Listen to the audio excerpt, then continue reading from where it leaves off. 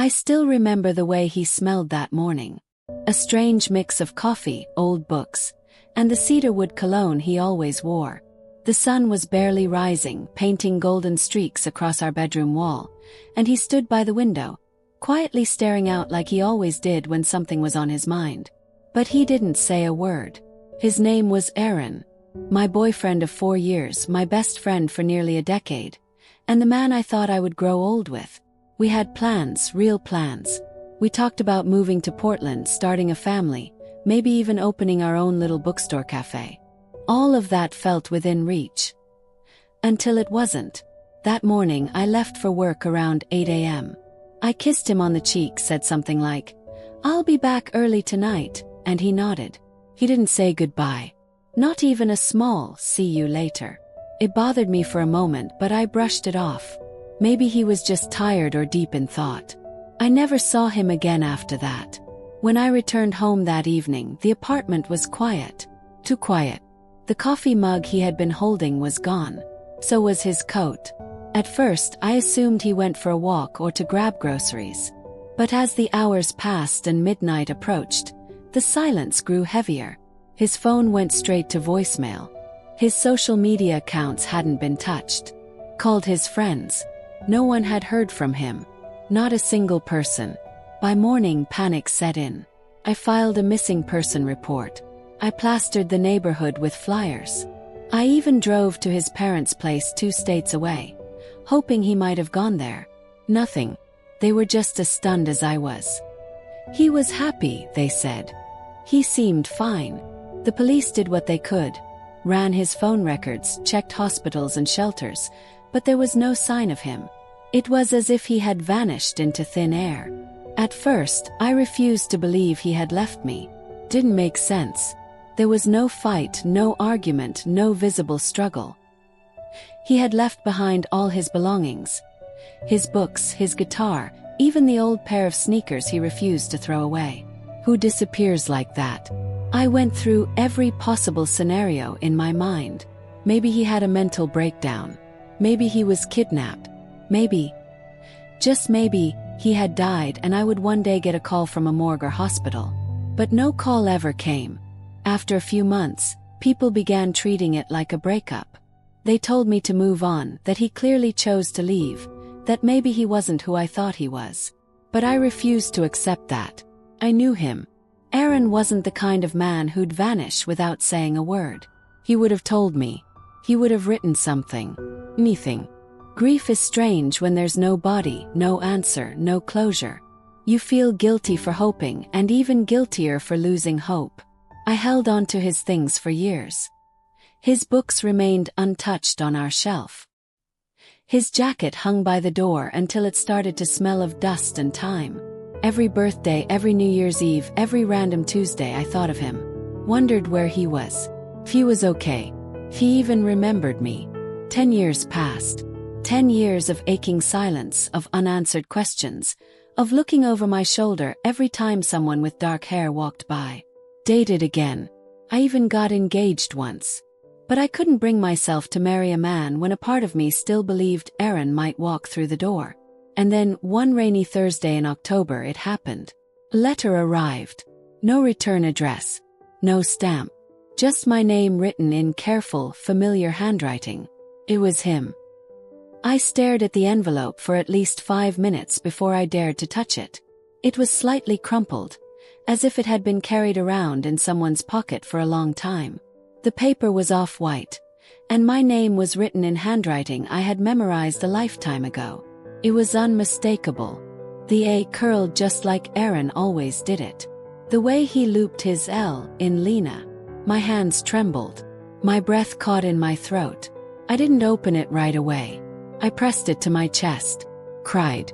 Not delicate tears, but 10 years of bottled pain and unanswered questions crashing through me like a tidal wave.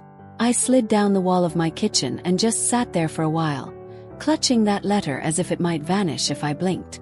When I finally opened it, the first thing I noticed was how short it was. Aaron always wrote long letters. Pages of thoughts, emotions, stories. But this one was just a single sheet, carefully folded, the edges worn. His handwriting was the same but shaky, hesitant. It began simply, "Lena, I've tried to write this letter hundreds of times. I don't know if I have the right. But you deserve to know the truth." My heart raced, kept reading. "I didn't leave because of you. I left because of me. 10 years ago, I found out something I couldn't tell you. I was diagnosed with early-onset Huntington's disease. It runs in my family. I just didn't know. The symptoms were starting, but I was in denial. Slurred speech, memory lapses, twitching hands. I thought I was tired, stressed. But the doctor confirmed it. And I knew what it meant. I watched my uncle deteriorate from the same disease. He forgot everyone's names. He couldn't walk, couldn't speak. In the end, he didn't even know who he was. I didn't want you to see me like that. I didn't want you to become my nurse. I didn't want you to feel trapped. I wanted you to remember me as whole. So I left. I had to stop reading there. My eyes blurred with tears. The letter shook in my hands. I pressed my forehead to my knees and sobbed so loudly the neighbors might have heard. 10 years. 10 years of silence, of thinking I wasn't enough, of believing he had fallen out of love, when all along he was trying to protect me. From his pain. From his slow death. From watching the man I loved disappear inch by inch. I picked up the letter again. For the first few years I watched from afar. I made sure you were okay. I saw your face in the local paper when you opened the school reading program. I saw your smile in a photo with your friends at the park. You looked happy. That's all I wanted. I never stopped loving you, Lena. I never will. I'm writing this now because the end is near. My hands shake so badly I can barely hold the pen. But if this letter reaches you, I hope it brings some peace. Please forgive me. With all my love. Aaron. I didn't move for a long time. The letter sat in my lap like a heartbeat. His words echoed through the silence of my apartment, bouncing off the walls, filling every empty space he had left behind. This wasn't closure. It wasn't an ending. It was a revelation that shifted everything I thought I knew. He didn't disappear because he stopped loving me. He disappeared because he loved me too much to let me suffer with him. How do you process something like that? How do you carry the weight of love so fierce that it chooses pain over presence? That night I couldn't sleep. I reread the letter a dozen times, tracing his words like fingerprints. Every line was a wound and a gift at the same time. And then I saw it. At the bottom of the envelope, there was a small card tucked in, something I hadn't noticed before. It was a business card. Hospice Center. On the back, in faint ink, he had written, "If you want to see me, this is where I am." The next morning I packed a small bag, called in sick to work, and got in my car. I didn't tell anyone where I was going. Not even my sister, who always knew everything about me. This was something I had to do alone. Something that couldn't wait. The hospice center was 3 hours away, tucked into a quiet town near the coast. I don't remember much of the drive. I think I was running on autopilot, my thoughts too loud to hear the radio, too chaotic to settle on any one feeling. Part of me was terrified. What if I was too late? What if he couldn't even recognize me anymore? What if I wasn't ready? But another part of me, deeper and stronger, needed to see him. Not for closure. Not even for answers. I just needed to look into his eyes again, even if just once. After 10 years of silence, even a second would be enough. When I arrived, the hospice was quiet. The receptionist was kind, soft-spoken, and when I told her his name, she gave me a look I'll never forget. A mixture of sympathy, surprise, and recognition. "You must be Lena," she said gently. "He talks about you." That alone nearly brought me to my knees. She led me down a hallway that smelled faintly of antiseptic and lavender. There were paintings on the walls, children's drawings likely from visitors, and an old upright piano sat in the corner of the common room, silent and slightly out of tune. The further we walked, the heavier my chest felt. Every step pulled me closer to something I wasn't sure I could handle. We stopped at room 218. "He's having a good morning," she whispered.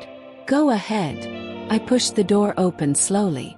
He was sitting by the window, in a wheelchair. His hair was thinner, gray at the edges, and his body looked smaller, more fragile. But when he turned to face me, his eyes, those same deep green eyes, still had that familiar spark. For a second he didn't say anything. Neither did I. Then, almost imperceptibly, he smiled. "Lena," he said.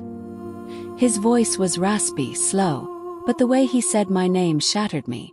I rushed to his side, knelt beside his chair and touched his hand. It trembled under my fingers, but he squeezed mine back. "I didn't think you'd come," he whispered.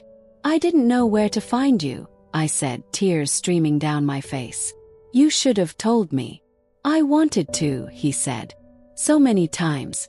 But I couldn't bear the thought of you watching me fade away." We sat in silence for a while. No questions. No accusations. Just presence. Just breath. Just being. Over the next few hours we talked. He told me everything. How he had moved from town to town, always staying under the radar. How he kept a box of our photos and letters, reading them every night. How he'd thought of me every single day. And how, when the disease began to take over completely, he finally allowed himself to be found. "I thought I was saving you," he said. "But I only ended up hurting you." "I would have stayed," I said. "Through all of it." "I know," he whispered. "That's why I left." It was the most heartbreaking kind of love I'd ever known. One that chooses distance over devastation, silence over suffering. And yet, sitting there with him, holding his hand as the sun set outside his window, I felt something I hadn't felt in a decade. We spent the whole day together. I read to him from his favorite book, The Little Prince.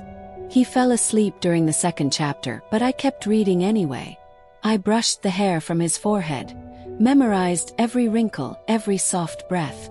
I didn't know how much time we had left. I didn't care. I just wanted to be there now, fully. He woke up briefly that night. Looked at me with tired eyes. "Thank you," he said. "For what?" "Yes. For loving me. Even now." I stayed at the hospice for 4 more days. On the 5th morning, I woke to a knock on my door. One of the nurses stood there, eyes gentle, hands folded. "He passed during the night," she said. I didn't cry right away.